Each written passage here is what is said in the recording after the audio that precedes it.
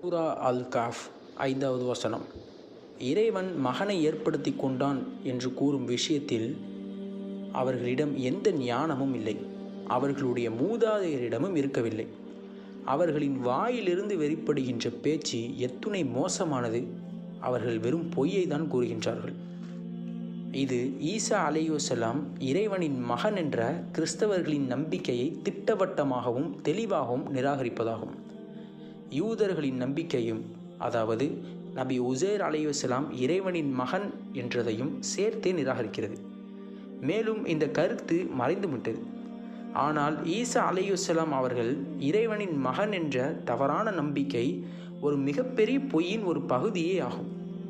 திருத்துவத்தின் மீது நம்பிக்கை கொள்வது, அதாவது இறைவன் ஒருவன்தான் என்பதில் மாற்றி அமைத்து பிதாவும் இறைவன், மகனும் இறைவன், பரிசுத்த ஆவியும் இறைவன் என்கிறார்கள்.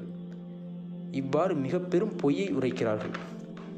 ஒரு முஸ்லிம் இப்படிப்பட்ட பயங்கரமான மற்றும் மாபெரும் பொய்களை நேரடியாகவோ மறைமுகமாகவோ எந்த நிலையிலும் ஆதரித்து விடவே கூடாது என்பதில் மிகவும் உறுதியாக இருக்க வேண்டும்.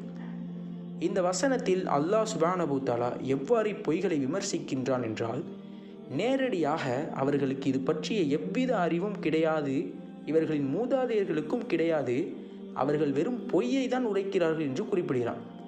அறியாமையின் விளைவாக அவர்களும் பிடிவாதமாக அதை ஏற்றுக்கொள்கிறார்கள். அந்த அறியாமையை அறிவோடு எதிர்த்து போராட மூமின்களுக்கு பொறுப்பு இருக்கின்றது.